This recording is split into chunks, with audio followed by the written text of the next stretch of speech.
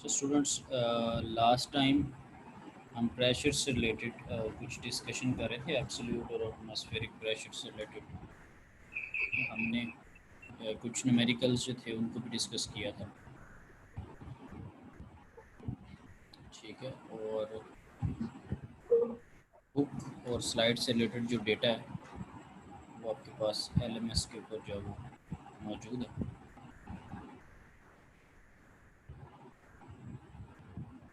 अभी हम स्टार्ट करते हैं। प्रीवियस जो लेक्चर था उसका एक वेरी क्विक वे में रिव्यू करके फिर हम नेक्स्ट करते हैं स्टार्ट।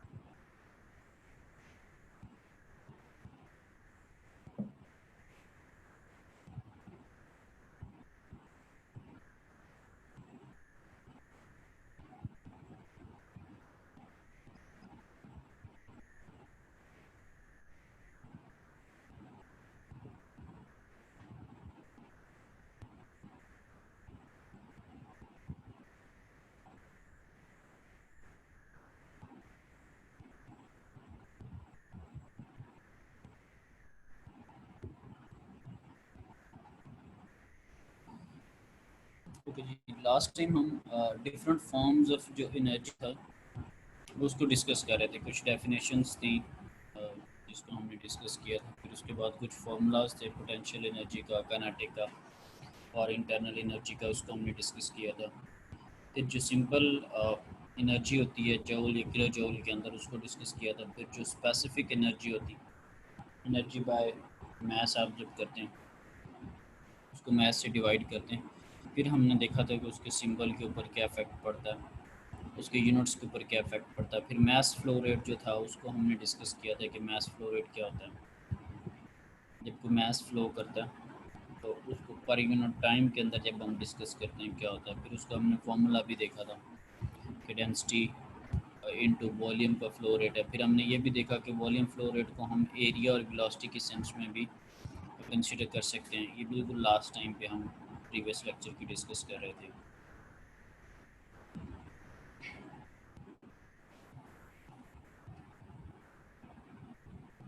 अभी आपको फुल स्क्रीन के ऊपर स्लाइड स्लाइड शो के अंदर जैसे स्लाइड नज़र आती है वैसे नज़र आ रही होगी।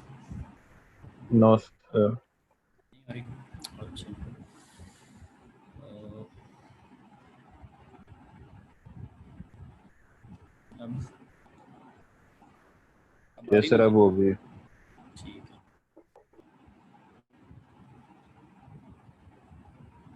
ठीक। अच्छा जी, इसके अंदर हमारे पास फॉर्म्स ऑफ एनर्जीज हैं, उनको डिस्कस करते हैं। एक को हम स्टैटिक कह रहे थे और एक को डायनामिक कह रहे थे। स्टैटिक आपको पता है, जो चीज़ रुकी हुई होती है उसको आप स्टैटिक के सेंस में कह रहे थे, और जो चीज़ मूव कर रही होती है उसको आप डायनामिक के सेंस में कह रहे होते हैं। अच्छा, इसमें क्या होता है कि लेट से आपके पास हाइड्रो डैम है, ठीक है। आप वाटर से जो है वो इलेक्ट्रिसिटी जनरेट कर रहे हैं। हाइड्रो इलेक्ट्रिसिटी का कॉन्सेप्ट आपको पता है। वाटर जो है वो टॉप से टरबाइन के ब्लेड्स के ऊपर आके हिट करता है और टरबाइंस जो है वो मूव करती हैं। ये आपके पास एक पिक्टोरियल डायग्राम के थ्रू भी रिप्रेजेंट करने की कोशिश की गई है। अच्छा, ओवरऑल क्या होता है कि टरबाइन के जो ब्लेड्स होते हैं उनके ऊपर वाटर के पार्टिकल कोई किस साइड पे हिट कर रहा है, कोई किसी साइड पे हिट कर रहा है। तो ये आप पिक्चर के अंदर देख रहे हैं कि माइक्रोस्कोपिक लेवल के ऊपर जो मूवमेंट है या जो हीटिंग है वो आपके पास वाटर के पार्टिकल्स की हो रही है। कोई माइट भी हो सकता है कोई एक डायरेक्शन में लग रहा हो, दूसरा उसको कैंसिल आउट कर रहा हो, ठीक है। सो या हो सकता है कि कुछ पार्टिकल्स उसके ऊपर हिट ही ना करें, जैसे अभी इन दो को लेबल किया हुआ टॉप के ऊपर कि does not turn the wheel, क्योंकि उसको कोलाइड नहीं कर रहे तो ये व्हील को एनर्जी प्रोवाइड नहीं कर सकते। सो खैर, ये तो है कि माइक्रो लेवल का हमें ओवरऑल क्या चीज़ चाहिए होती। हम ओवरऑल इस तरह फिर हर पार्टिकल को डिस्कस नहीं करते, हम ओवरऑल बिहेवियर देखते हैं मैक्रो लेवल के ऊपर कि अच्छा कितनी एनर्जी थी जिसने उस टरबाइन के ब्लेड्स को मूव करवा दिया। हम एक एक पार्टिकल को नहीं देखते, जस्ट हम ये देखते हैं कि जो आपके पास एनर्जी है टोटल, कौन सी वो यूज़फुल एनर्जी है जिसने व्हील को मूव करवा दिया, क्योंकि इसके बाद आगे इसके साथ शाफ्ट लगी होगी जो कि जनरेटर को वर्क करवाएगी और आप मैकेनिकल एनर्जी से इलेक्ट्रिकल एनर्जी लेंगे। तो इसकी रोटेशन में इसलिए हम मैक्रो लेवल के ऊपर जो है वो इंटरेस्टेड होते हैं। अब कुछ लिखे हुए हैं स्टैटिक और नॉन स्टैटिक, चलें ज़रा डिस्कस कर लेते हैं। The total energy of a system can be contained or stored in a system and this can be viewed as the static.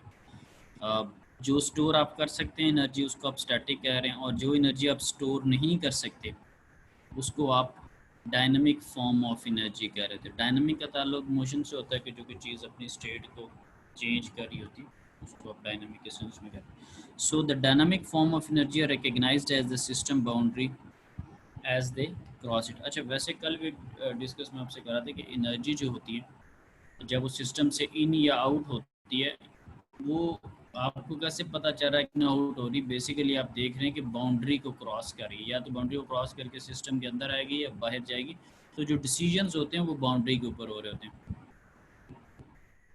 And they represent the energy gained or lost by the system during a process. ये जो मैं term use कर रहा था कि energy in हुई है या आउट हुई है, ये भी वही चीज़ है बेसिकली कि सिस्टम ने एनर्जी गेन की है या लूज़ की है।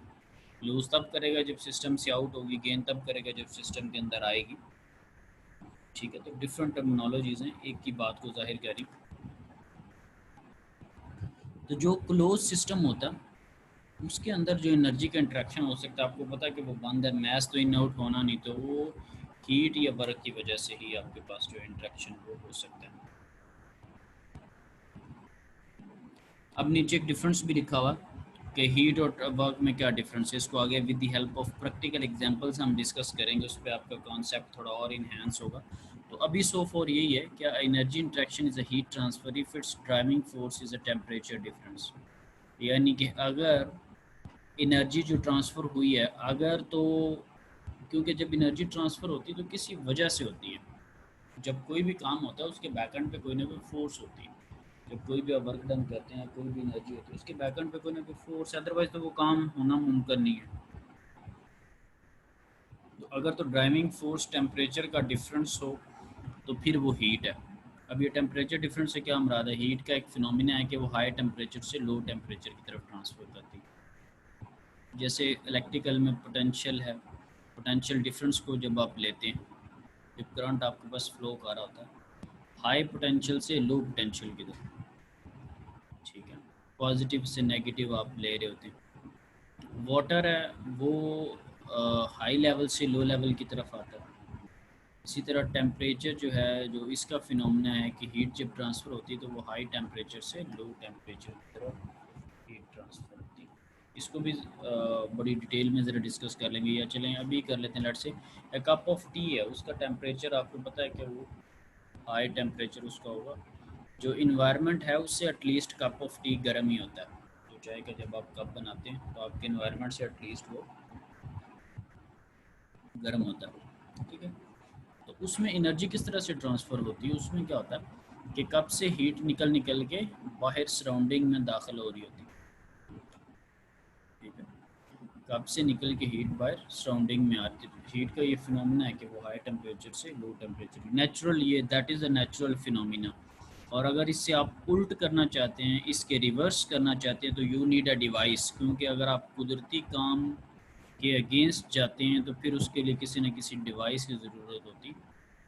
मिसाल के तौर पर कमरे का जो गर्मियों में टेम्परेचर है वो ज़्यादा होता है, कुदरती तौर पर गर्मी है, आप गर्मी पसंद नहीं कर रहे तो आप एयर कंडीशनिंग यूज़ करेंगे अगर, तो वो खुद नेचर है उसके गेस्ट है। आपको फिर बिजली को यूज़ करना पड़ेगा, डिवाइस लानी पड़ेगी, एसी लगाएंगे, उसका बिल देंगे, फोर्सफुली आप उस चीज़ को ठंडा करें। तो हीट का जो नॉर्मल फिनोमेना है वो हाई से लो है। अगर आप उल्ट करना चाह रहे हैं तो फिर कोई ना कोई डिवाइस आपको, मिसाल के तौर पर ऊपर वाली मंजिल पे पानी नहीं पहुंच रहा, आप मोटर लगा लेते हैं नेचुरल। ऊपर वाली मंजिल से नीचे पानी लाने के लिए आपको मोटर की ज़रूरत नहीं है, खुद ही पानी ने ऊपर से नीचे आ जाना। तो जो कुदरती चीज़ें हैं वो खुद हो रही। नेक्स्ट स्लाइड पे ज़रा जाते हैं।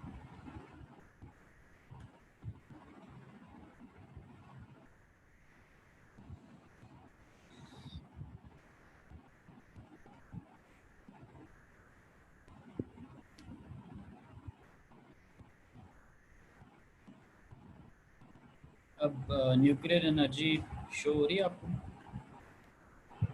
No, sir.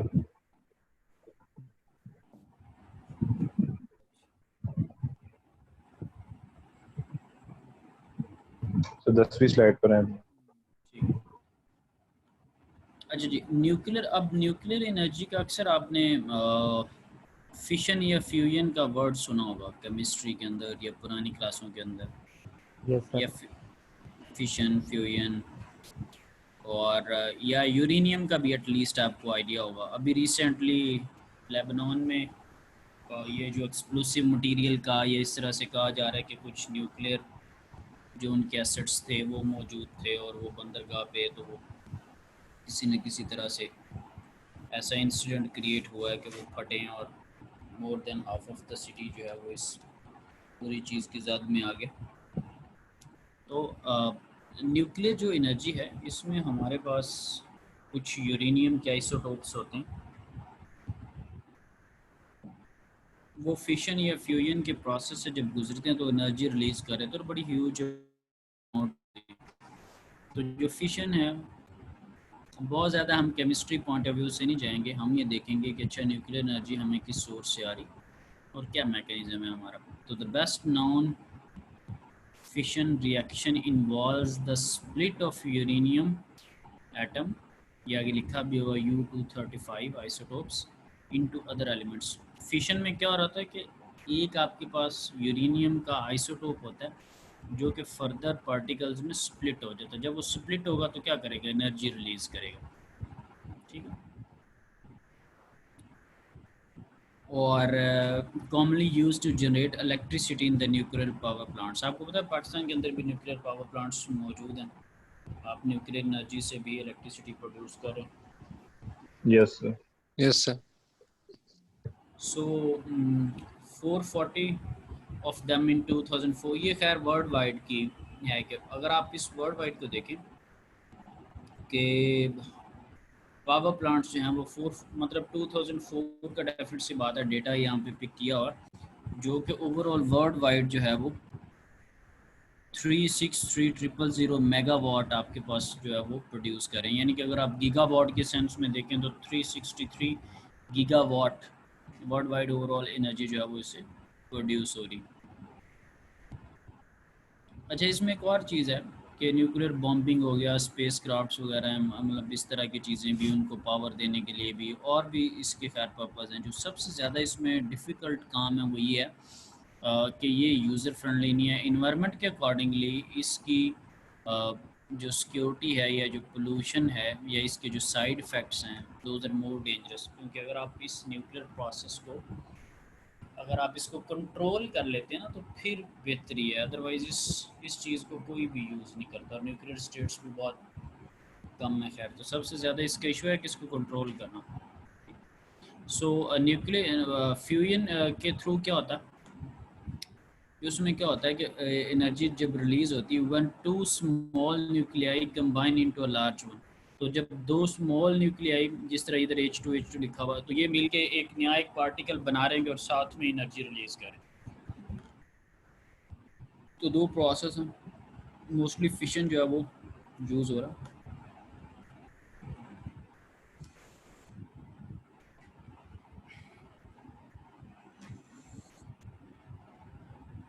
अब इसमें हम देखते हैं कि हमारे पास लेट से आप व्हीकल है उसको फ्यूल प्रोवाइड आप करते हैं ना, नॉर्मली पेट्रोल पे या डीजल पे, इस तरह आप उसको एनर्जी दे रहे होते हैं ना। तो हम देखते हैं कि अगर न्यूक्लियर एनर्जी पे उसको शिफ्ट कर दिया जाए तो कितना बेनिफिट होगा, या न्यूक्लियर की कितनी माइनर सी अमाउंट जो है वो एक व्हीकल को कई कई महीनों तक आपको रीफिल करने की ज़रूरत नहीं, उसको दोबारा फ्यूल प्रोवाइड करने की ज़रूरत नहीं आपको पड़ेगी।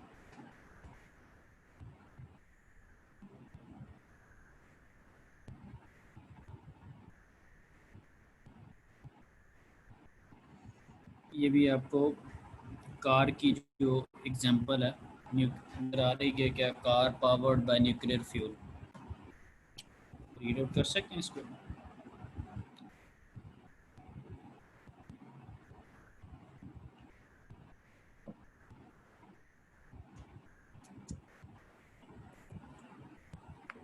हाँ जी, नज़र आ रही है आपको एग्जाम्पल 2.1? यस सर, आ रही है।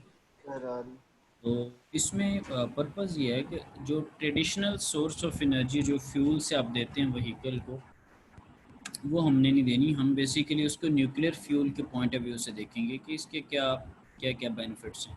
सो an average car consumes about 5 litre of gasoline a day.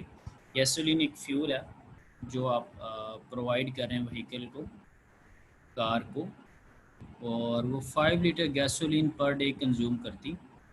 And the capacity of the fuel tank of a car is about 50 litre. उसकी जो कैपेसिटी है 50 लीटर उसका फ्यूल टैंक है, ठीक है, और 5 लीटर वो रोज़ाना का यूज़ करते हैं। खैर ये जो 5 लीटर पर डे लिखा हुआ, that seems like an incomplete information, क्योंकि गाड़ी बहुत ज़्यादा चला लेते हैं तो लाजमी तो नहीं कि उसने हर दिन फिक्स लिखा हुआ कहीं कि उसने 5 लीटर ही यूज़ करना है।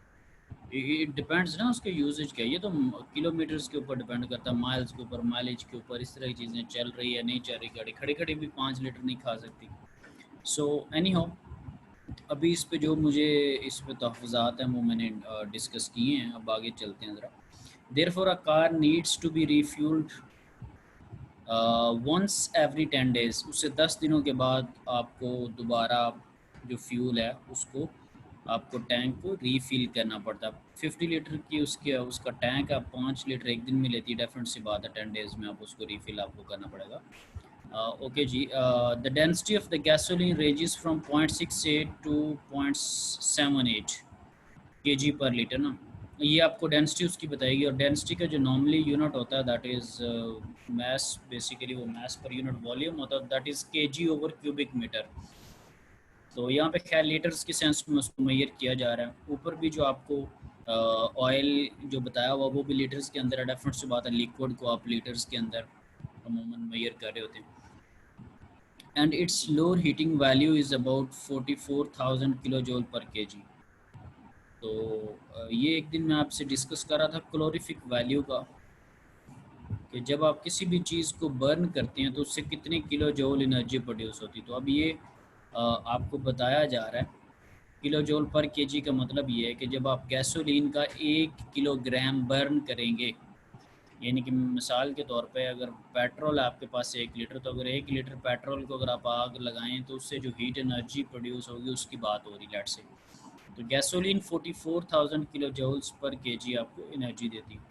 तो आगे ब्रैकेट्स के अंदर लिखा हुआ है that is 44,000 kilo joule of heat is released when 1 KG of gasoline is completely burn.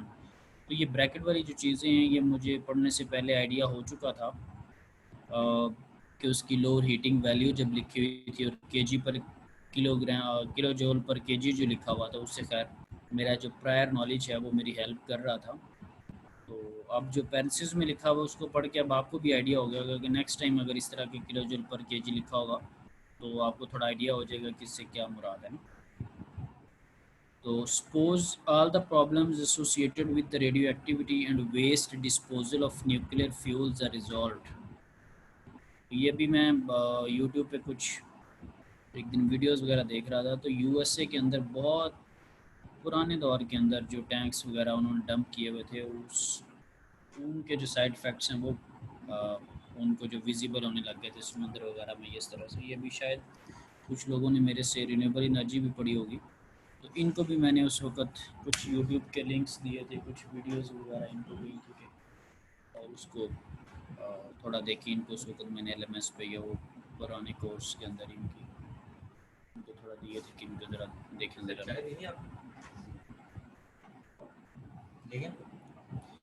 तो इसमें ये जो चीज़ें हैं वो खैर अभी उस पर नज़र पड़ी तो आपसे भी शेयर कर लूँगा, लेकिन आप यूट्यूब वगैरह पे ये इस तरह से अगर आप देखें तो आपको आइडिया होगा कि जो वेस्ट डिस्पोज़ल है वो सबसे जो टफेस्ट जो काम है वो इसमें वेस्ट डिस्पोज़ल है, उसको कंट्रोल वे में सारा कुछ करना जो है वो।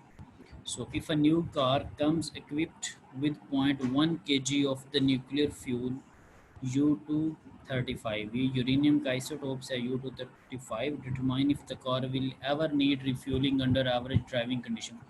वो ये कह रहा है कि अगर मैं 0.1 kg आपको पता है कि किलो, 1 किलो का 10वां हिस्सा ये बनता है। 0.1 kg का मतलब ये है कि 100 ग्राम, 100 ग्राम।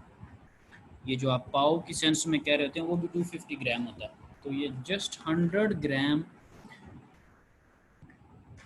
न्यूक्लियर फ्यूल की बात हो रही है। और जस्ट इमेजिन के ऊपर वो 50 लीटर का टैंक बता रहा है, 5 लीटर रोज़ाना के ले रहा है, 10 दिन उसको लगते हैं रिफ़िल कराने में। तो उसका वो कंपैरिजन करने जा रहा है 0.1 kg के साथ। तो अब हम देखते हैं कि उसने लिखा हुआ कि determine if this car will ever needs refilling under average condition. तो अब आपको पर्पस पता लग गया कि क्या करना क्या चाह रहा जी, ये नहीं पता लगा।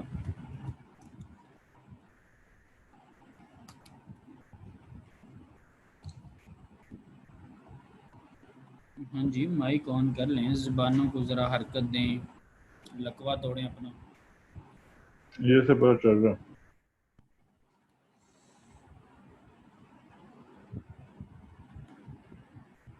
सही।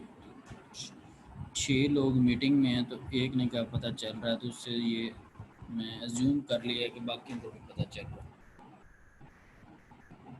Yes sir. ये वो मेरे ख्याल से नगमे से मुतासर हो गए हैं कि मुसलमानों की दुनिया में कैसा रहनुमा आया। कि ये एक लीडर पैदा हुआ आपका जो कि बाकी 6 की भी तर्जुमानी कर रहा है। नहीं चलिए सर, माशाल्लाह, अच्छी बात है। अच्छा सर हमें लगा कि बता देते तो फिर आपको पता लग जाता है। अच्छा अच्छा, सही सही। वैसे भी माइक जब बंद होता है उसको एक दफ़ा ऑन करना इसमें बड़ा टफ सा काम होता है। बंदा अपना कोई काम कर रहा होता है अचानक से। सर अच्छा जी, ठीक है, आइंदा अपना अपना बताएंगे सर। ठीक है। अपना अपना ही बताना चाहिए क्योंकि कबर भी अपनी अपनी, ग्रेड भी अपना अपना है। जी सर, आप ठीक कह रहे हैं। अपना जी अपना ही सर। बताना चाहिए। चलें जी। अच्छा खैर, तो यहाँ पे उसको कुछ सॉल्व करते हैं ज़रा एक इंटरेस्टिंग वे में। उसने सारा आपको गैसोलीन का बता दिया लेकिन वो कंपैरिजन चाह रहा है न्यूक्लियर से। तो let's have a quick look कि आपके पास जो मैस है, क्या उसको कहते हैं, गैसोलीन का, m is equal to density into उसका वॉल्यूम। नज़र आ रहा है ना सबको? गैसोलीन का मैस है, डेंसिटी है और वॉल्यूम। Yes sir. Yes, ठीक है। sir. सो डेंसिटी जो गैसोलीन की दी हुई थी उसमें एक पूरी एक रेंज दी हुई थी 0.68 से लेके 0.75 तक। तो उस रेंज में से एक वैल्यू उसने डेंसिटी की पिक किया 0.75 kg पर लीटर। और जो वॉल्यूम वहाँ पर दिया हुआ था वो बेसिकली 5 लीटर पर डे था कि एक दिन में 5 लीटर जो है वो यूटिलाइज हो जाता है। ठीक है। और यहाँ पर जो आपको फिर जब आपने इसको मल्टीप्लाई किया तो आपके पास आंसर आ रहा 3.75 kg पर डे। अच्छा, यहाँ पर ये जो इसके सॉल्व करने का अंदाज़ है इसके ऊपर एक, खैर इसमें मैं बाद में बात करते, इसमें मुझे थोड़ा सा एक बात के ऊपर एक इशू है, वो ज़रा मैं बाद में डिस्कस करूँगा, पहले कुछ काम की चीज़ें कर लें। सो एनी हो जी, मैंने डेंसिटी और वॉल्यूम को जब मल्टीप्लाई किया तो मेरे पास मैस आ गया 3.75 kg पर डे। यहाँ से मुझे ये पता चला है कि एक दिन में वो बेसिकली 3.75 kg यूज़ करता है। ठीक है, उसका जो मैस है। ठीक है, वो मुझे आइडिया हो गया। अब मैं फर्दर जा रहा हूँ एनर्जी के ऊपर, E is equal to M E. यह बेसिकली क्या चीज़ है, यूज़ी मैंने आपको बताया था कि जो स्पेसिफिक एनर्जी होती है वो बेसिकली क्या होता है, energy per unit mass, energy per unit mass. ठीक है, specific energy is equal to energy per unit mass. तो सिंपल वाली एनर्जी किसकी इक्वल होगी? सिंपल वाली एनर्जी इक्वल है मैस के और इनटू स्पेसिफिक एनर्जी। कौन सी स्पेसिफिक एनर्जी? ये वाली। ठीक है जी। अब मुझे तो कहीं पे वहाँ पर स्पेसिफिक एनर्जी का नहीं बताया गया था, वहाँ पर तो हीटिंग वैल्यू लिखा हुआ था और मुझे उनके यूनिट से आइडिया हो रहा था ना कि 44,000 किलो जूल पर जब केजी लिखा हुआ था। तो इसको आप देखें कि ई के क्या यूनिट बनते हैं, एनर्जी ओवर मैस जब आप करेंगे तो that will be the kilo joule over KG. So मैं पता है कि डेटा के अंदर मुझे 44,000 दिया हुआ और ये मैस ऊपर मैंने ये यहाँ पे निकाला फर्स्ट स्टेप के अंदर। मुझे जो एनर्जी मिली है दैट इज़ 165,000 जो है ना वो किलो जूल पर डे की रिस्पेक्ट से मुझे मेरी है। ठीक है। अब इसमें भी अगेन मुझे इसके यूनिट्स की रिस्पेक्ट से एक दो चीज़ें हैं जो कि अभी मैं बाद में ज़रा डिस्कस करता हूँ। फिर मैं आगे फर्दर क्या चाह रहा हूँ, मैंने ये देखना है कि 0.1 kg कितनी एनर्जी रिलीज़ करता है। तो मेरे पास एक इन्फॉर्मेशन है कि आपके पास अगर 1 किलोग्राम यूरेनियम का अगर आप बर्न करें ना तो आपको इतनी एनर्जी देता है 6.73 इंटू 10 किलो जूल पर के जी। खैर ये क्वेश्चन के अंदर नहीं गिवन है, ठीक है, ये खुद से यानी कि इसको सर्च किया गया कि आपके पास यूरेनियम का पर केजी कितनी एनर्जी देता है, तो that is not given in the data. So 6.73 into 10 kilo joule पर के जी। लेकिन आप जो फ्यूल यूज़ कर रहे हैं दैट इज़ जस्ट 0.1 kg। तो आपने दोनों को मल्टीप्लाई किया तो आपको पता लग गया कि ये जो 100 ग्राम आपके पास यूरेनियम है, ये जो 0.1 kg डेटा आपको गिवन है, वो आपको एनर्जी देगा 6.73 इंटू 10⁹ किलो जूल। ये इतनी एनर्जी आपको प्रोवाइड करेगा, ठीक है। ओके जी, अब मैं इंटरेस्टिंग हूँ नंबर ऑफ डेज़ के अंदर, कि नंबर ऑफ डेज़ आपके पास क्या आएंगे। तो उसने देखा है कि energy content of a fuel, जो उसको एनर्जी मिल रही थी वो इतनी है, और डेली का एनर्जी यूजेज जो उसका है वो 165,000 किलो जूल पर डे। ये आपको पता चल रहा है पर डे के अंदर कितना एनर्जी वो यूज़ कर। दोनों को डिवाइड करेंगे तो आपके पास आ रहा है 40790 डेज़।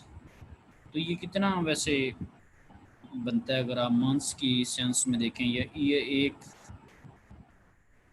एक मंथ, एक ईयर में कितने डेज होते हैं, थोड़ा सा जनरल नॉलेज आपको चेक कर लेते हैं। 365। चलिए इसको ज़रा मैं डिवाइड करके ज़रा देखता हूँ कि 40790 को 365 डेज कुछ लोग कह रहे हैं, तो ये तकरीबन 111 साल बनते हैं। क्या ख्याल, आपकी 3 को नस्लें गाड़ी चला लेंगी। सर 11 साल बनते हैं। 11 साल नहीं बनते। नहीं 11 111 40709 डिवाइडेड बाय 365 अगर आप करें तो 111 बनता है, 111.7। मेरे पास sir 40790 divide by 365 40790 divide by 365 40 यही बन रहा है हमारे 99 मेरा फिर कैलकुलेटर खराब हो गया होगा शायद, वो 11 शो कर रहा है। 111 बनता है, बाकी चलिए को सर वेरीफाई मैं भी कर सकते हैं। हाँ जी, इसको फिक्स करता हूँ मैं। हाँ जी, चलें जी। खैर एनी हो, बट स्टिल खैर बन 111 रहा है, लेकिन जस्ट चलें एरर को भी अगर हम कंसीडर कर लें, 11 वाले को भी चलो इंक्लूड कर लें, तो 11 साल भी still that is a huge time, ठीक है। लेकिन वैसे 111 हमारा खैर नहीं हो, तो ये that was just a comparison. अच्छा, अब यूनिट्स की बात करते हैं कि जो कि मुझे इसके यूनिट्स पसंद नहीं है। काफ़ी सारी जो चीज़ें थी जिन पे मुझे इश्यूज थे, वो फॉर एग्जांपल ये जो m था इसका होना चाहिए था m dot is equal to density into volume के ऊपर डॉट। क्यों? क्योंकि ये जो वॉल्यूम ले रहे हैं ना, that is not a volume, that is volume flow rate. ये वॉल्यूम को टाइम से डिवाइड कर रहा है, वॉल्यूम को टाइम से डिवाइड कर रहा है। डॉट किस चीज़ के ऊपर आता है? जब किसी चीज़ के ऊपर डॉट आता है तो that means that is divided by the time. तो डे क्या है? ये वक्त का यूनिट है ना। डेज़ को जब आप फर्दर आवर्स के अंदर लेके जाएंगे, सेकंड्स के अंदर लेके जाएंगे, तो eventually that is a time, ठीक है। ये seconds he basically back and पे हैं इसके। और ये जो m डॉट मैंने क्यों लिखा है, ये जो आप ये चीज़ लेके आए, व्हाट इज़ दिस, ये मैथ्स अगर होता तो सिंपल इसको 3.75 kg होना चाहिए था। तो that is kg per day. इसका मतलब है कि आप किलोग्राम को टाइम से डिवाइड करें, तो अगेन जब कोई भी चीज़ टाइम से डिवाइड होती है तो that will come up with the dot. m dot का मतलब क्या? Mass flow rate, mass divided by time. Dot किसी भी चीज़ के जब आप ऊपर लेते हो तो that mean that is divided by the time. Even तो कि डिफरेंशियल्स के अंदर भी जब आप अक्सर डॉट ले रहे होते हो, वो आप उसमें डेरिवेटिव d/dt और इस तरह की चीज़ें कर रहे होते हैं। एनर्जी के ऊपर डॉट वो पावर बन जाती है, power is equal to energy by time. So एक तो इस पर ये चीज़। अब ये जो चीज़ इधर लिखी हुई, ये भी अगेन उसी तरह की चीज़ है। वो कैसे? ये भी मेरी नज़र में E dot is equal to m dot into E था। E dot is equal to m dot into E. तो ये क्योंकि ये kg per day, again that is not a simple maths, ये मैथ्स बाय टाइम है। तो ये आपके पास E है जो गिवन था। और अब ये भी जो चीज़ निकली है that is not a simple kilo joule, that is kilo joule per day. तो एनर्जी को जब आप टाइम से डिवाइड करते हो वो क्या होता है? वो पावर ही होती है। That seems like a power, तो पावर सिंपल ई नहीं होती, power that should be the E dot, right. तो कुछ चीज़ें थी जो कि आई वाज फीलिंग के इनको इस तरह से होना चाहिए, ठीक है। तो अब ये भी जो चीज़ लिखी हुई है ये खैर एनर्जी है, और ये जो चीज़ है दैट इज़ पावर, क्योंकि जब आपने टाइम चलिए मैं पहले पावर की लिखता हूँ, P इज़ इक्वल टू, अच्छा ये एग्जांपल से हट के डिस्कशन है, ये अहले इल्म और अहले ज़ौक़ के लिए एग्जांपल सॉल्व होगी, ये कुछ और काम की बात है, मार्फत तो थोड़ा टाइम शुरू हुआ। पावर आपके पास होती है वर्क बाय टाइम, तो अगर मैं यहाँ से टाइम निकालूँ, ठीक है, तो वो क्या होगा, वर्क बाय पावर होगा। इत्तेफाक करते हैं इससे या नहीं? Yes sir. जी सर। तो ये क्या है, ये आपके पास जो है ये वर्क का यूनिट है ना, किलो जूल, यस और सर। ये नीचे इसको देखें, ये क्या है, ये किलो जूल ओवर टाइम है, ठीक है। तो that is a P over work over, ये नंबर ऑफ डेज क्या होते हैं, basically that is a time. वो अलग बात है ना कि टाइम का यूनिट सेकंड है, तो यहाँ पर आप उसी चीज़ को दिनों में उसको ले रहे हैं, ठीक है, नंबर ऑफ डेज में ले रहे हैं, सेकंड्स दिनों में जा सकते हैं, क्यों नहीं जा सकते, ठीक है ना। तो ये उसका एक दूसरा एक पहलू था कि इस तरह से चीज़ें, बातें वही हैं सारी, उसी तरह की चीज़ें हैं, उसी में कह रहे नहीं हो। सो अच्छा, अब अगेन ये जब स्टार्ट वाली चीज़ें डिटेल में बताने का मकसद क्या है कि अगर थोड़ा दिमाग खुला हो सारी चीज़ें पॉसिबल है। ओके जी, अब मैकेनिकल एनर्जी को ज़रा डिस्कस कर लेते हैं हम लोग।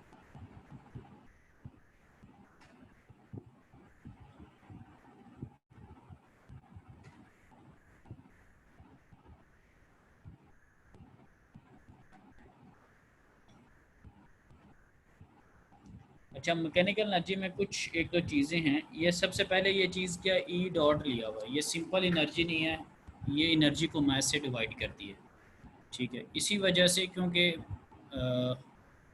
जो आपके पास काइनेटिक एनर्जी होती उसका फॉर्मूला क्या होता है, हाफ एम वी स्केयर होता है ना, ठीक है। तो ये देखें, ये हाफ एम वी स्केयर होने की बजाय ये क्या चीज़ है, ये वी स्केयर बाय टू, इसका मैथ्स ख़त्म हो चुका है। वजह क्या है कि आपने इस पूरी फार्मूला को मैथ्स से डिवाइड किया हुआ।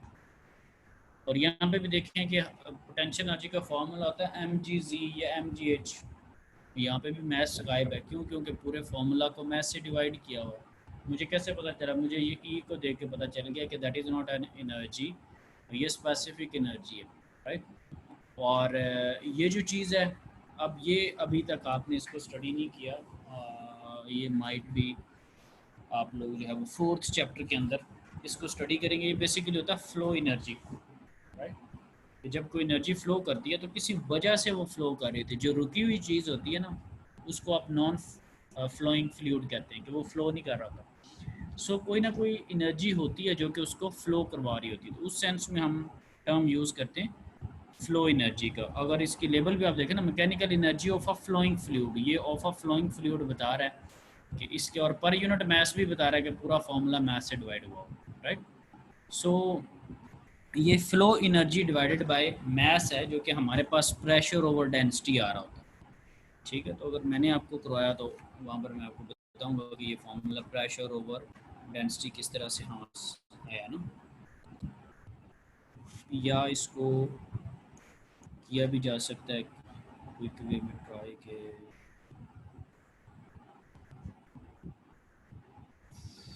फ्लो एनर्जी आपके पास बेसिकली कोई ना कोई फोर्स लगेगी ना, और वो चीज़ कोई ना कोई डिस्प्लेसमेंट तय करेगा, तभी आप कहते हैं ना कि ये फ़्लो कर रहा है। अगर तो वो डिस्प्लेसमेंट ही नहीं तय कर रहा तो फिर आप ये नहीं कह सकते कि वो फ़्लो कर रहा है। डिस्प्लेसमेंट को होना ज़रूरी है, और विदाउट फोर्स डिस्प्लेसमेंट पॉसिबल नहीं है।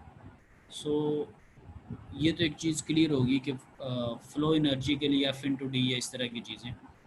तो जब आप ये कह रहे हैं कि दैट इज़ पर यूनिट मास, तो इसका मतलब है कि उस चीज़ को आप मास से डिवाइड करें ना, राइट। और फोर्स आपके पास क्या होता है, फोर्स होता है प्रेशर इनटू एरिया। फोर्स क्या होता है, प्रेशर इनटू एरिया। प्रेशर का क्या फॉर्मूला होता है? Force per unit area. तो फोर्स क्या बनी? Pressure into area, D over M जो है वो फॉर्मूला का होगा।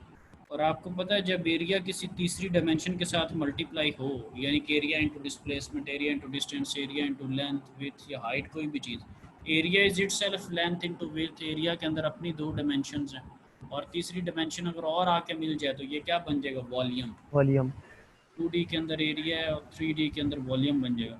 तो that is pressure into volume over mass. So mass over volume क्या होता है? डेंसिटी होती है। मैस ओवर यस वॉल्यूम क्या सर। होता है? डेंसिटी। डेंसिटी। तो वॉल्यूम ओवर मैस क्या होगा? 1 ओवर डेंसिटी। ऐसी है ना, उल्टा है ना, mass yes over sir. Volume होता है डेंसिटी। तो वॉल्यूम ओवर मैस क्या है कि डेंसिटी का उल्टा, 1 ओवर डेंसिटी। सो जब आप 1 ओवर डेंसिटी करेंगे तो ये क्या बन जाएगा? प्रेशर ओवर रो। डेंसिटी। ठीक है, रो, राइट। तो दैट इज़ द वे कि आपके पास प्रेशर ओवर डेंसिटी क्यों आ रहा है। ठीक है जी। सो ठीक हो गया, इसको खत्म करेंगे। एनी हो जी, जब आप ये देखें रेट ऑफ मैकेनिकल एनर्जी, जब किसी चीज़ का आप इस एनर्जी का जब रेट लेंगे दैट मीन्स कि डिवाइडेड बाय द टाइम है। ये देखें रेट लिया तो एनर्जी के ऊपर क्या आ गया? डॉट आ गया ना। यही मैं उस वक्त न्यूमेरिकल में आपको बता रहा था। सो बेसिकली वैसे सिंपली एनर्जी क्या होता है? Energy is equal to M E ना। ये एक सिंपल वे में आपके पास फॉर्मूला था। तो ये उधर भी न्यूमेरिकल में भी जो मैं बनाने की कोशिश करता, अगर आप इधर डॉट ले रहे हैं तो इसका मतलब है कि आपको इसको भी एम डॉट ई करना पड़ेगा। ये वो था 44,000 और ये वो था 3.75 might be kilogram per day, जो ऊपर पहली दफ़ा हमने सॉल्व किया था। और ये वो आ रहा था कितने किलो जूल वो एक दिन में ले रहा है, खैर कुछ इस तरह की चीज़ें। सो एम डॉट ई आपने कर दिया और ये ई जो है वो यहाँ से आ गया इधर। ठीक है, तो ये वाला फॉर्मूला बन गया एम डॉट और दिस समथिंग। तो ये that is the power up, ये पावर आ गई। सो अगर आपने चेंज देखनी हो तो चेंज का मतलब क्या होता है कि second value, second minus first, final minus initial. तो अगर आपने चेंज देखना हो कि फ़र्क कितना आया तो आप फिर दो वैल्यूज़ लेके उनको माइनस करना शुरू कर देंगे, P2 माइनस P1। और वेलोसिटी की बात करें तो V2 माइनस V1। और अगर हाइट की बात करें तो H2 minus H1। Let's say आप पहले 5 हाइट पे थे, अब 10 हाइट पे थे। कोई जब डिफरेंस का कहेगा तो आप दोनों को निकाल के फिर बताएंगे ना। डिफरेंस यही होता है, चेंज यही होती है, राइट। अगर आप किसी एक स्पेसिफिक पॉइंट पे कैलकुलेट कर देंगे तो फिर वो चेंज नहीं होती, वो तो आप उस स्पेसिफिक पॉइंट पे कैलकुलेशन करें। तो इसी तरह अगर आपने चेंज का रेट निकालना हो या चेंज की पावर निकालनी हो तो अगर आप पावर वाले फार्मूला में चेंज लेके आना चाह रहे हैं ना तो फिर इधर जो एनर्जी आप यूज़ करेंगे वो भी चेंज वाली ही करेंगे। ठीक है, so that is the way कि आप किस तरह से लेके जा रहे हैं। ऊपर आपने चेंज की बात नहीं की, नीचे सेकंड लास्ट और लास्ट में आपने चेंज की बात की है तो वहाँ पर चेंज को आपने रिप्रेजेंट भी किया।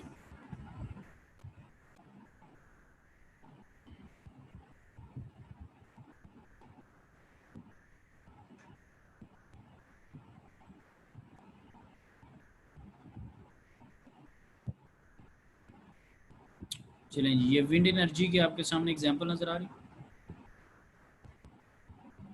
यस सर, आ रही है।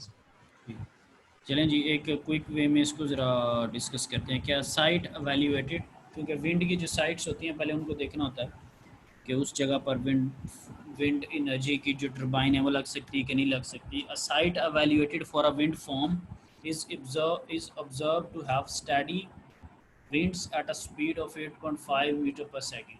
तो आपने जस्ट एक एवेल्यूएट किया कि ये साइट जो है ये विंड फार्म के लिए सूटेबल है या नहीं है। तो उसके ऊपर जो विंड की जो स्पीड है that is 8.5 metre per second. तो ये कुछ लोग जो फर्दर कोर्सेज स्टडी कर चुके हैं इनको पता है कि कुछ टर्बाइंस आपके पास जो 12 के करीब करीब जाके वर्किंग स्टार्ट कर रही होती हैं। So determine the wind energy per unit mass. एक तो आप एनर्जी पर यूनिट मास कह रहे हैं, अच्छा इसका एक ही लफ्ज़ में अगर इस चीज़ को बयान करना हो एनर्जी पर यूनिट मास को, तो आप क्या कहेंगे?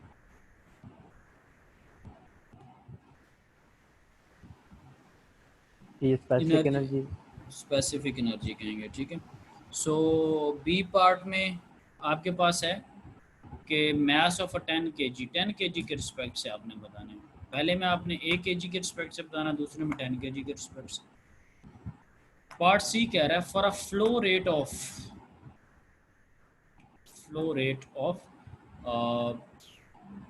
जो है वो 1154 kg पर सेकेंड। तो ये फ्लो रेट जो बेसिकली है that is the actually mass flow rate है ये आपके पास, ये kg पर सेकंड के अंदर आपके पास चीज़ गिवन है, मास पर यूनिट टाइम, ठीक है। तो इसके रिस्पेक्ट से आपने एनर्जी बतानी है।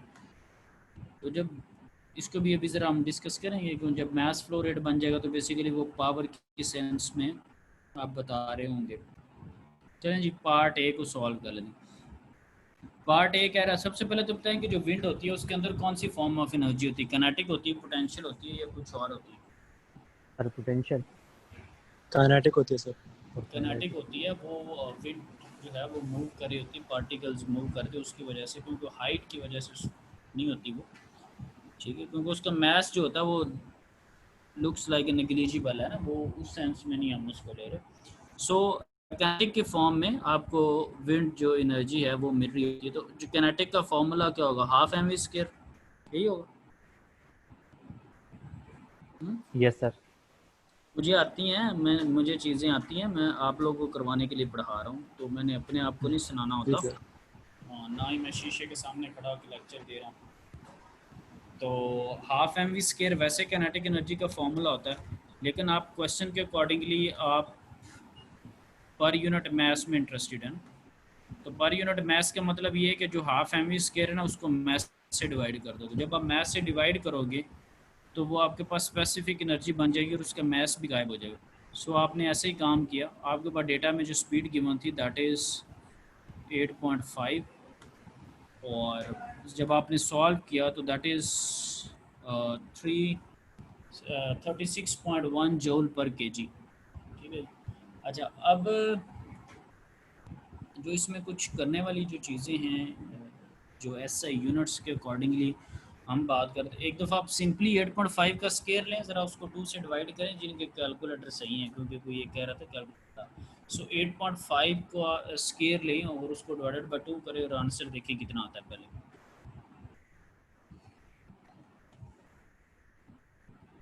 सर मेरे पास 36.125 आ रहा है। ठीक है जी, आंसर आ रहा है 36.12। 125। ठीक, ठीक है, ठीक, एक मिनट, 62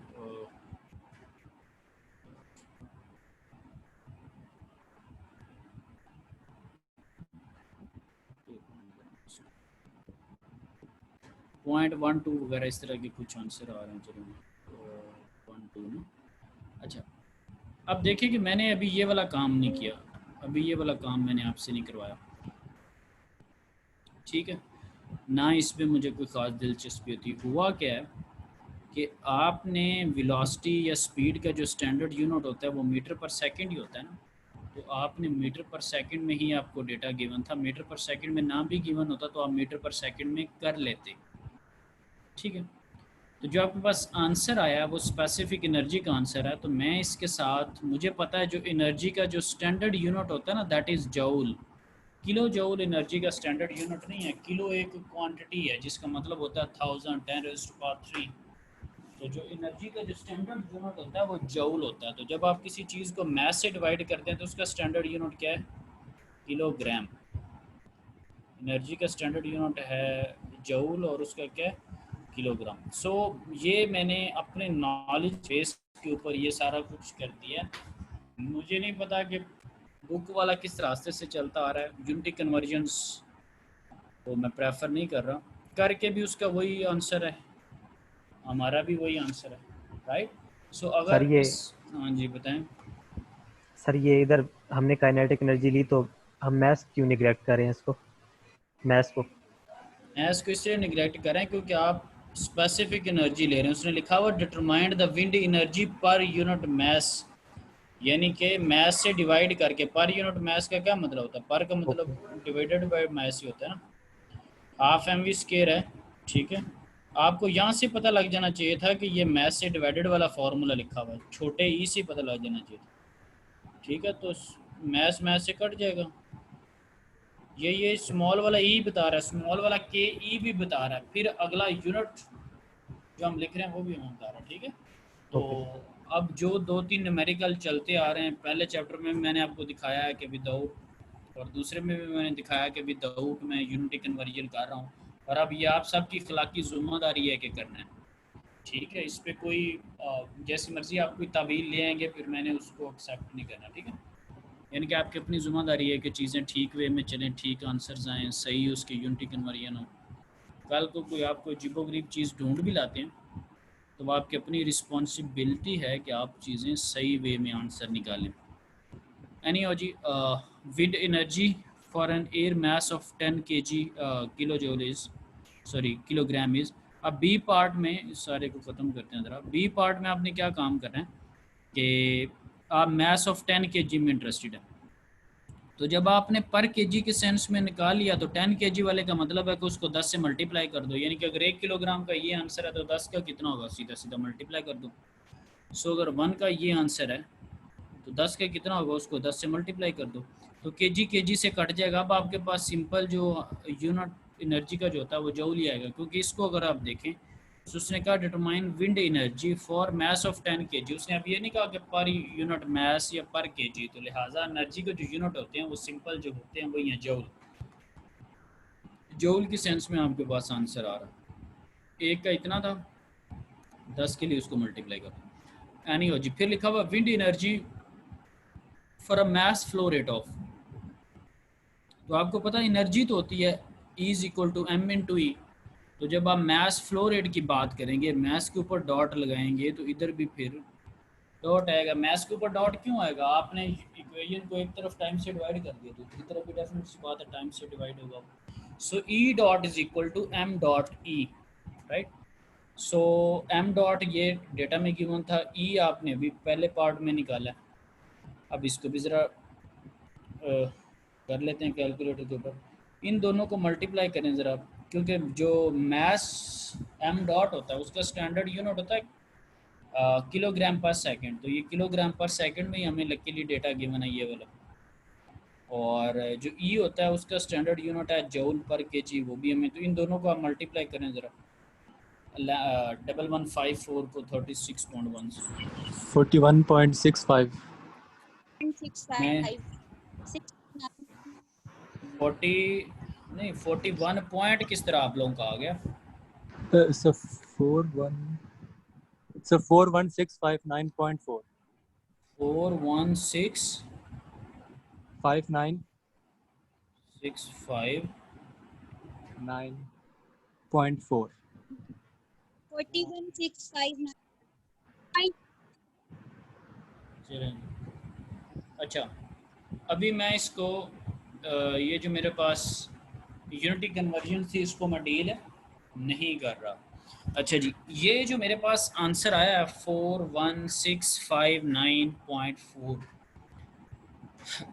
अब जो मैंने निकाली है पावर, ठीक है, ई डॉट, तो मुझे पता है कि जो पावर का स्टैंडर्ड यूनिट होता है, पावर का स्टैंडर्ड यूनिट वाट होता है या किलो वाट होता है, वॉट होता है वाट होता है। किलो इज़ अ क्वांटिटी, ठीक है, वाट हो सकता है, बड़ा आंसर है तो किलो वाट में ले जाएं, उससे बड़ा है तो मेगा वाट में ले जाएं, गीगा वाट्स में ले जाएं। ये साइंटिफिक नोटेशंस हैं जो 10 रेज़ टू पावर में आपने पढ़ी, माइनस में भी प्लस में भी, ठीक। सो ये मैंने आंसर लिखा है बगैर स्लाइड स्लोड को देखे, मुझे नहीं पता वो क्या करना चाह रहा है।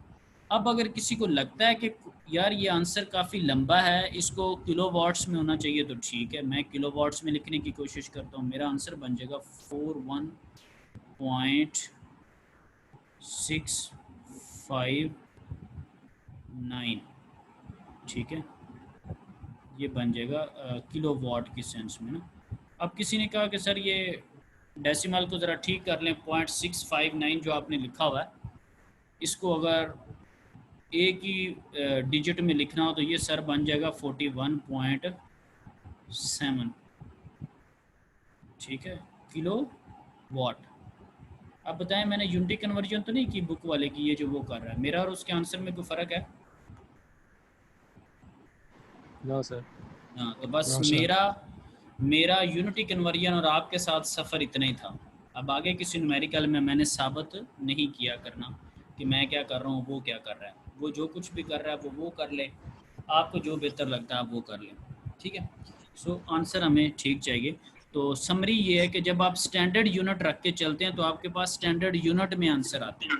अब लेट्स से कोई लड़का स्टैंडर्ड यूनिट रख के चलता है एम डॉट का और ई का, और आगे जवाब लिखने लग जाता है किलो वॉट में, तो उसको खुद से ये सेंस होनी चाहिए कि स्टैंडर्ड यूनिट जब रख के अगर चला है तो आंसर स्टैंडर्ड यूनिट में आता है। पावर का यूनिट वॉट होता है, ठीक है। ये जो कुछ भी है उसे पता होना चाहिए एटलीस्ट कि स्टैंडर्ड यूनिट्स क्या होते हैं। एनर्जी का जूल है, पावर का वॉट है, मास का किलोग्राम है, टाइम का सेकंड है, स्पीड का मीटर पर सेकंड है, हाइट के लिए मीटर ले रहे हैं, सेंटीमीटर आप नहीं ले रहे। तो जब वो दो चार न्यूमेरिकल करेंगे, लिहाजा अब जो मैंने बात की थी कि अब आप कितने को यूनिटी कन्वर्जन्स याद करेंगे, तो आप अगर देखें तो ये आप सबके लिए एक इजाफी काम है। समझ लगी ना बात की? पहले तो लॉजिक ही नहीं डेवलप होंगे ना, ये क्या कर रहा है, इसको समझेंगे, इतना करेंगे, तो ये मतलब मैं प्रेफर नहीं करता इसको। किसी को अगर इस वे से करना हो इस वे से कर ले, लेकिन आप जो स्टूडेंट पॉइंट है वो से ये कोई अच्छी चीज़ नहीं है। तो लिहाजा इसलिए मैंने आपको एक दूसरा वे उसका बताया। और हर न्यूमेरिकल अब थोड़ी बेहतरी आ जानी चाहिए, नहीं आई तो खैर वो प्रैक्टिस से आएगी। ओके जी, एनर्जी ट्रांसफ़र को देख लेते हैं जी। वो मैं जो हीट की सेंस में आपको कह रहा था कि अभी आपके पास एक बॉटल है ये जो सोडा की, इसको अगर आप देखें तो रूम टेम्परेचर नज़र आ रही ना, सोडा की बोतल जो है 25, 15, 5। यस सर, आ रही है। Yes sir. ठीक है, आ जाइए। तो इसमें एक के ऊपर क्या क्या लिखा हुआ है बॉटल्स के ऊपर? 25 हीट डिग्री, ट्रांसफर 15 और 5। ठीक है जी, 25, 15 और 5। तो इनकी जो लिड है ढकना है उसके ऊपर भी कुछ लिखा हुआ है, तीनों के क्या क्या लिखा हुआ है? No heat. सो उसमें हीट, नो एक में हीट प्रोवाइड कर रहा एक में लिखा हुआ नो हीट ट्रांसफर, और दूसरे में क्या लिखा हुआ है? है 8 जूल 8 पर जॉउल सेकंड, है, 16 जूल 16। पर सेकंड।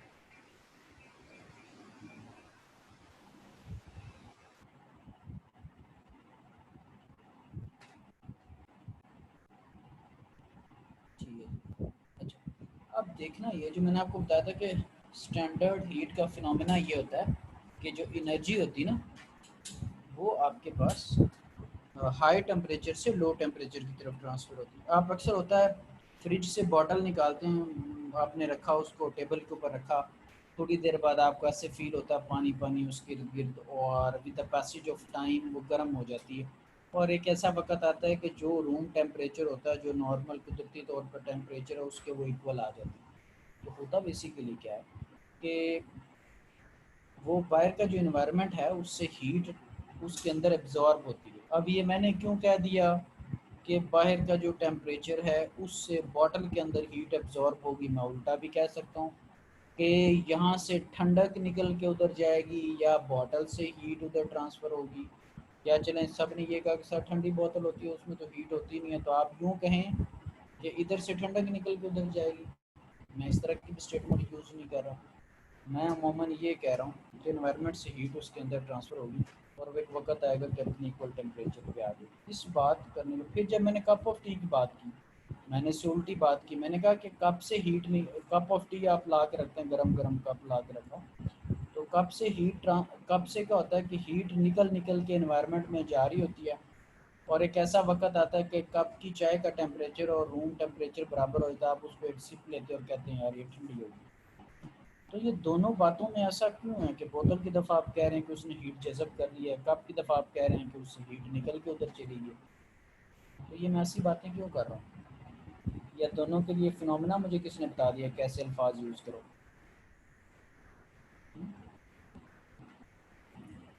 कोई लॉ इसके पीछे, कोई फंडामेंटल कोई लॉ जो कि कह रहा हो कि अच्छा इस तरह की टर्म्स यूज़ करें, है कोई? चलें गैस कुछ लगाने की कोशिश करें जरा।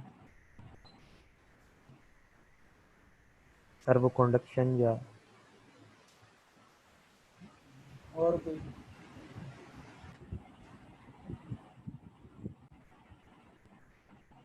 सोच नहीं, कोई 32 सेकंड ले लें, 1 मिनट ले लें, उतनी देर में थोड़ा ज़हन दौड़ाएं, कोई गैस गैस लगाएं, कोई 1 बाय 1 पूछते हैं।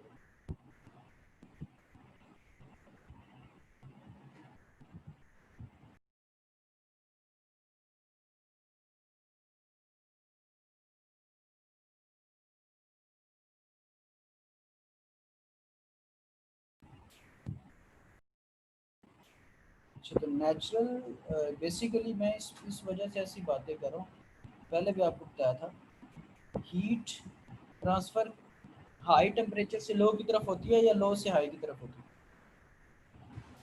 सर हाई से लो की तरफ। हाई से लो।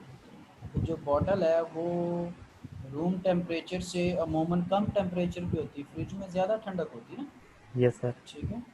तो सपोज पहले 25 डिग्री वाली की बात कर लेते हैं, तो रूम टेम्परेचर भी 25 था, बॉटल का भी 25 था, उसके ऊपर लिखा हुआ नो हीट ट्रांसफर, क्योंकि हाई यस सर। टेम्परेचर से लो टेम्परेचर डिफरेंस ही नहीं बना। पोटेंशियल डिफरेंस में क्या होता है, जब डिफरेंस हो तो ट्रांसफ़र होता है ना, 5 वोल्ट से 1 यस वोल्ट सर। की तरफ ट्रांसफ़र होता रहता है। जब पोटेंशियल बराबर हो जाते हैं, पोटेंशियल डिफरेंस ही ना हो, तो करंट फ्लो कर सकता है? नहीं करेगा, राइट। सो या वाटर है, हाई लेवल से लो लेवल की तरफ वाटर आता है, अगर पानी की दोनों सतह बरकरार हो जाए, पानी एक तरफ से दूसरी तरफ जाएगा नहीं जाएगा? अब नो अगला सर। केस अब अगला केस देख लेते हैं कि जिसमें बॉटल का टेम्परेचर जो है ना वो 15 डिग्री सी है, ठीक है, 15 डिग्री सी, ठीक है, और 15 डिग्री सी उसका टेम्परेचर है, और उसके अंदर हीट कैरो लगा हुआ है कि हीट एब्जॉर्ब हुई है, तो 25 रूम टेम्परेचर था, इन्वायरमेंट से बॉटल के अंदर एनर्जी ट्रांसफ़र हो रही है, उसका रेट 8 जूल पर सेकंड लिखा हुआ है, ठीक है। ये अभी हम इसमें इंटरेस्टेड नहीं है, क्योंकि ना आप कैलकुलेशन कर रहे हैं, ना आप किसी डिवाइस से मेजर कर रहे हैं, आप जो फिनोमेना सीख रहे हैं वो ये है कि हाई टेम्परेचर से लो टेम्परेचर की तरफ हीट ट्रांसफ़र होगी। फिर अगली आप बॉटल देखें राइट साइड पे जो पड़ी हुई है, उसका टेम्परेचर है 5 डिग्री सी, तो उसके अंदर भी अगेन हीट ट्रांसफ़र हो रही है, लेकिन उसको देखें कि 16 जूल पर सेकंड है, ऐसे ही है, यस सर। 16 जूल पर सेकंड। अच्छा, यहाँ से एक बड़ी इंटरेस्टिंग बात ज़रा निकालेंगे कि जब जब टेम्परेचर का फ़र्क ज़्यादा है ना, यानी कि बॉटल ज़्यादा ठंडी है और रूम टेम्परेचर ज़्यादा टेम्परेचर पर, तब हीट का रेट ज़्यादा है, 16 आंसर आ रहा है, और जब 15 टेम्परेचर था बॉटल का तो आंसर आ रहा है 8 जूल पर सेकंड, और जब 25 है तो 0 जूल पर सेकंड। तो इसका मतलब है कि टेम्परेचर का फ़र्क जितना ज़्यादा होगा उतना हीट ट्रांसफ़र का रेट भी ज़्यादा होगा, ठीक है। अब इसको मैं आपके रोज़मर्रा की ज़िंदगी से जोड़ता हूँ। एयर कंडीशनिंग सिस्टम में आप बैठे हुए हैं, आपको पता बाहर अच्छा मौसम बन जाए ना तो ऐसे फील होता है जैसे एसी इतनी कूलिंग नहीं कर रहा, कमरे का जो एसी मैं उसकी बात कर रहा हूँ। अक्सर आप जब बाहर बहुत ज़्यादा गर्मी हो तो आप एसी से बाहर निकल के जाएं तो आपको बड़ा फील हो रहा था कि बाहर यार बहुत गर्मी और अंदर बहुत ठंडा है, और जब बाहर ही बहुत प्यारा मौसम बन जाए तो अक्सर लोग कह रहे होते हैं यार एसी बंद कर दो, ये बाहर निकलो, बाहर कितना प्यारा मौसम बना है। वजह क्या होती है वैसे बेसिकली? सर वैसे सन हो तो फिर ऐसे लगता है कि हमारा घर बहुत ठंडा है, जब बाहर अच्छा मौसम हो जाए तो फिर घर बहुत लगने लग जाता है कि घर का टेम्परेचर इतना वो है गर्म और बाहर का ज़्यादा बेटर है। ज़्यादा बेहतर और जी कोई, क्योंकि हालांकि ये भी एसी कर सकता था कि वो धड़ाधड़ कूलिंग करनी शुरू कर दे, अंदर और ही माहौल बना दे। वो बेसिकली ये हो रहा था कि जो ठीक है टेक्निकली जो भी फैक्टर हो सकते हैं, हमारा माइंड हमें कह रहा है, हमारी हमें सेंस कुछ बता रही है, हम उस इन्वायरमेंट को एंजॉय करना चाह रहे हैं, लेकिन जो हीट का जो ट्रांसफ़र रेट जो होता है ना, जो कि आउटडोर यूनिट बाहर फेंक रहा होता है, ठीक है, आउटडोर यूनिट पे जब आप जाएं तो वो गर्म हवा होती है ना, जो एसी का बाहर की तरफ यूनिट लगा होता है, यस सर। गर्म गर्म हवा बाहर फेंक रहा होता है। बेसिकली वो एक पूरा एक साइकिल है जो कि 6 चैप्टर में आप स्टडी भी करेंगे। तो जब बाहर का टेम्परेचर ज़्यादा होगा ना तो हीट ट्रांसफ़र रेट भी ज़्यादा होगा, ठीक है। टेम्परेचर डिफरेंस ज़्यादा बन गया ना, अंदर का टेम्परेचर कुछ और है, बाहर का कुछ और है, टेम्परेचर डिफरेंस ज़्यादा है, इट फील्स लाइक कि वर्किंग ज़्यादा हो रही है, बड़ी वो हीट जो है वो बाहर ट्रांसफ़र करे सर। जब बाहर का और अंदर का टेम्परेचर डिफरेंस कम कम होता जाएगा ना, तो फिर उसका हीट ट्रांसफ़र जो रेट है ना वो भी कम होता जाता है, उसका फिनोमिना जो है वो उसकी जो आपको नेट इफेक्ट उसकी कूलिंग का मिरर होता है वो भी थोड़ा कंपैरेटिवली कम होता है, जिसको आप ऑब्जर्व भी करते हैं टेक्निकली कि आपको जो कहते हैं कि बाहर का मौसम अच्छा लग रहा है, वर्किंग वो कर रहा है, कूलिंग वो कर रहा है, लेकिन उसका जो हीट ट्रांसफ़र रेट है वो उतना नहीं रह जाता। क्यों? क्योंकि टेम्परेचर उसका पोटेंशियल जो बेसिकली है टेम्परेचर डिफरेंस वो अब कम हो गया। हाई टेम्परेचर से ये सॉरी हाई जो वाटर लेवल है हाई लेवल से लो लेवल की तरफ ट्रांसफ़र हो ना, जब ज़्यादा डिफरेंस हो ना तो आपको फील होगा कि लेट से जी बड़ी ऊंचाई से गिर रहा, बड़ा तेज़ पानी आ रहा है, ये है वो है। जब वो करीब करीब वाला सिनेरियो हो जाएगा ना, लेवल्स बराबर हो जाएंगे, तो इट फील्स लाइक के ट्रांसफ़र तो हो रहा होगा, लेकिन इट फील्स लाइक कि अब उसका मोमेंटम बड़ा स्लो हो गया है, अब उसकी वर्किंग बड़ी स्लो हो गई है। लेकिन जितना ज़्यादा फ़र्क होगा वो उतना ज़्यादा खैर फील होता है। तो एनी हो इन शॉर्ट ये है कि जो हीट है वो हाई टेम्परेचर से लो टेम्परेचर की तरफ नेचुरल ट्रांसफ़र होती। और अब एक और चीज़, आप किचन में जाके फ्रिज में जाके कोई करी वगैरह सालन वगैरह रखते हैं, तो सालन जो है वो डेफिनेट सी बात है फ्रिज के टेम्परेचर से ज़्यादा उसका टेम्परेचर होता है, वो गर्म होता है, ठीक है। अब जो फ्रिज के अंदर वाला टेम्परेचर है वो कम है। ये कैसे मुमकिन हो गया कि फ्रिज के अंदर से हीट, ब्लैक कलर की जो जालियाँ होती हैं आपके के बैक साइड पे, आपको पता है फ्रिज के बैक साइड पे जो है ना गर्म सी हवा आ रही होती है, जो ब्लैक कलर की उसके पीछे जाली लगी होती है, ठीक है। उसका जो हीटिंग सिस्टम है फ्रिज की बैक साइड पे वो गर्म हवा आपको दे रहा होता है, वहाँ पे हीट आपको फील हो रही होती है। तो ये तो मुमकिन ही नहीं है कि अंदर उसके ठंडक है और अंदर टेम्परेचर कम है, तो कम टेम्परेचर से वो किचन जो है उसका टेम्परेचर डेफिनेट सी बात है ज़्यादा है ना। फ्रिज आपकी कम दर्जा हरारत पे है, किचन आपका ज़्यादा दर्जा है, तो ये कैसे मुमकिन हो गया कि कम दर्जा हरारत फ्रिज के जो अंदर है वो हीट बाहर फेंक रहा है किचन के अंदर? ये तो कुदरती तौर पे मुमकिन ही नहीं है। नेचुरली जो ये जो है वो पॉसिबल नहीं है कि कम टेम्परेचर से ज़्यादा टेम्परेचर की तरफ हीट ट्रांसफ़र हो जाए, लेकिन ये मुमकिन हुआ पड़ा है। मुमकिन किस तरह हुआ? वो फिर डिवाइस है। डिवाइस जो होती है वो डेफिनेट सी बात है कोई सोर्स ऑफ एनर्जी लेके चल रही होती है, उसको फिर कुदरती चीज़ों की ज़रूरत नहीं होती। नेचुरली तौर पे हवा मौजूद नहीं है, पंखा चला लिया हवा बन गई। पानी नीचे वाली मंजिल से ऊपर वाली मंजिल पर नहीं जा रहा, जिनके घर सरकारी पानी आता है या सोसाइटी का पानी आता है, वो ऊपर टैंकी पे नहीं बाज़ दफ़ा चढ़ रहा होता, मोटर लगा ली वो प्रेशर से ऊपर फेंक देती। सो तो अगर आप खुद से चाहें तो ऐसा मुमकिन नहीं है, ठीक है। हमेशा हाई टेम्परेचर से लो टेम्परेचर की तरफ जाती है। खैर चलें, इतनी काफ़ी एग्जांपल, कुछ ज़्यादा डिस्कस करने की ज़रूरत नहीं है। अच्छा यहाँ पे आप देखें स्लाइड के अंदर आपको हीट का ये जो डेफिनेशन लिखी हुई है टॉप पे, the form of energy that is transferred between two systems or a system and its surrounding, या तो दो सिस्टम्स हैं या सिस्टम और सराउंडिंग है, बाउंड्री को क्रॉस कर। अभी कैन आपको नज़र आ रहा है, ये बॉटल का, तो बॉटल की जो क्या उसको कहते हैं, उसकी जो केसिंग है, जो कैन की वो जो वॉल्स हैं, उसको क्रॉस करके उसने सिस्टम में आना है या सिस्टम से सराउंडिंग में जाना है। सो अगर वो टेम्परेचर डिफरेंस की वजह से होगी तो वो हीट होगा, अदरवाइज़ वो वर्क होगा।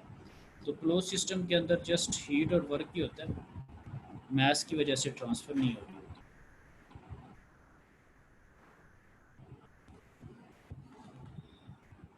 जी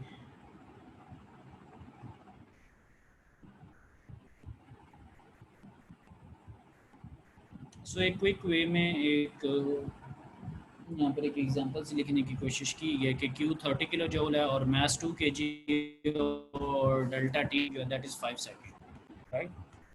सो अगर आपको ये फाइंड आउट करना हो, पावर अगर आपको फाइंड आउट करनी हो यहाँ पर थर्मल पावर, तो कैसे निकालेंगे? आपको Q भी दिया हुआ, मास भी दिया हुआ, टाइम भी दिया हुआ, थर्मल पावर अगर निकालनी हो तो कैसे निकालेंगे?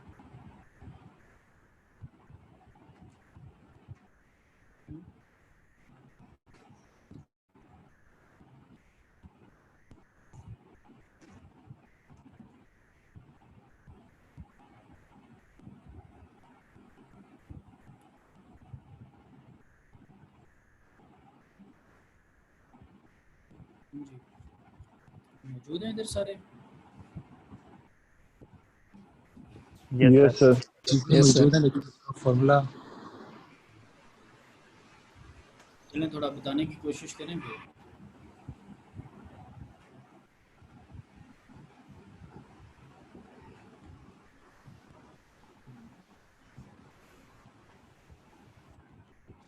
पावर कैसे कैलकुलेट करूँ मैं?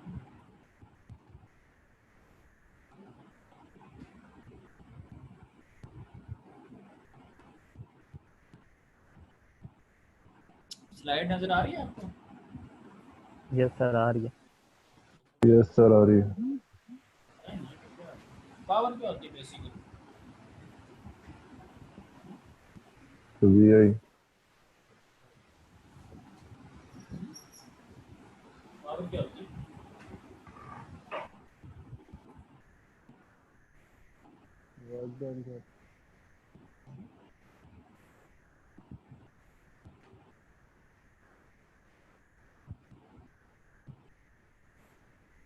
पावर क्या होती है? हमारे से वर्क डन ओवर टाइम होता है।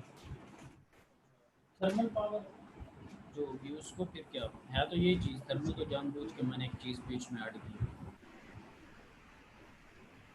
सर पावर वर्क एक की जगह पे जेनेरिक, हाँ जी ये चेंज ऑफ बताएं। Energy over time. amount of heat transfer.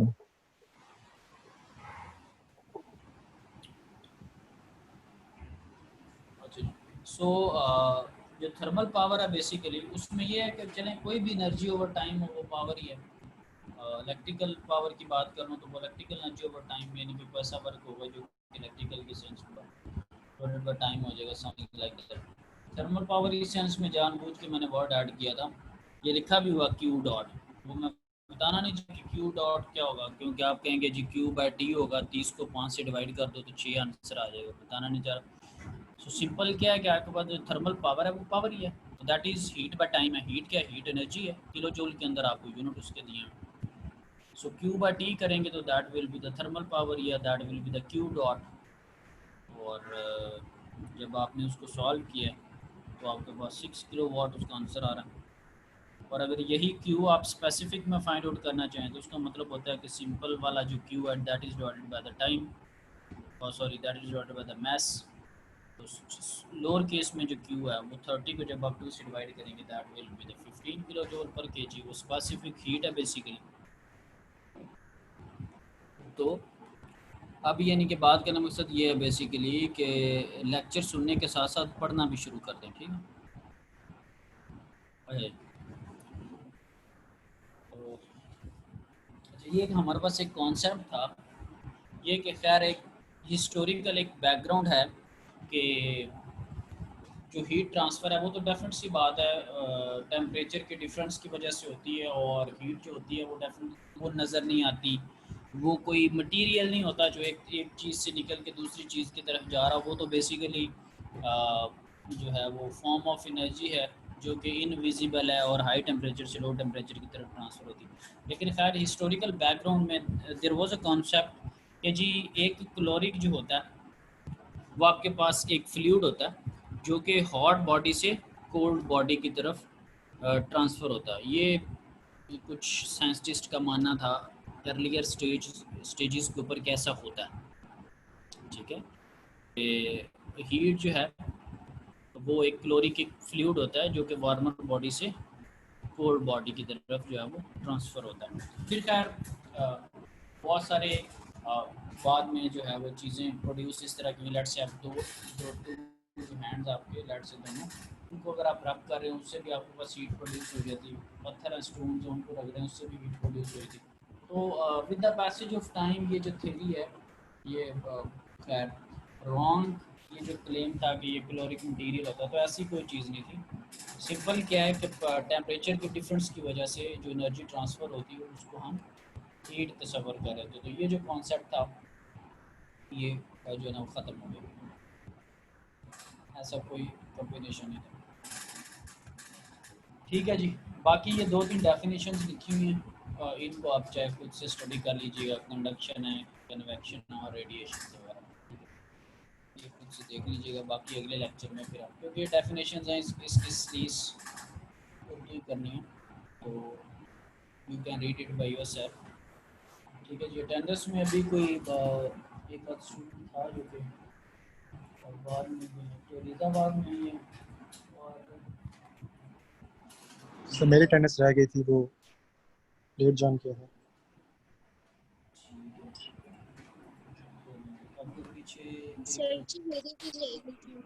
ठीक है, ये, बस एक वो अरगमान ही रह गया, वो जो ईमेल वाला आप कह रहे थे। Yes sir. ठीक है, चलें जी, ठीक है। बाकी ये है कि मैंने आप लोगों को प्रेशर वाले आपने न्यूमेरिकल करने हैं पहले चैप्टर के एक्सरसाइज से, ठीक है? ठीक हो गया सर। वो आपने करने हैं साथ साथ, ठीक है? सर तो वो जो यस एग्जांपल्स सर। हैं वो क्या हुआ इस इनको क्या हुआ? सर वो जो एग्जांपल है प्रेशर वाले की वो न्यूमेरिकल एग्जांपल्स तो वो तो मैंने करवाई है ना आपको, 2 न्यूमेरिकल करवाए हैं ना, तो उसके बेस पे एक्सरसाइज वाले भी तो करने हैं ना। वो सर हम खुद से करके लाएंगे फिर। डेफिनेटली सी बात है ना, इस तरह मैं तो करवाऊंगा तो ये तो छोटी क्लासेस की तरह मैथ वालों की तरह फिर एक्सरसाइज एक चैप्टर करेंगे और उसकी एक एक्सरसाइज करेंगे 6 महीनों में। जी यस सर। सर।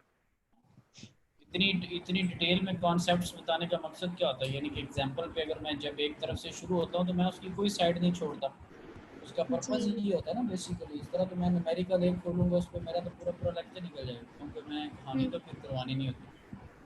ठीक है, तो सर जो मंडे को एग्जाम सारी लानी है, क्या हो गया?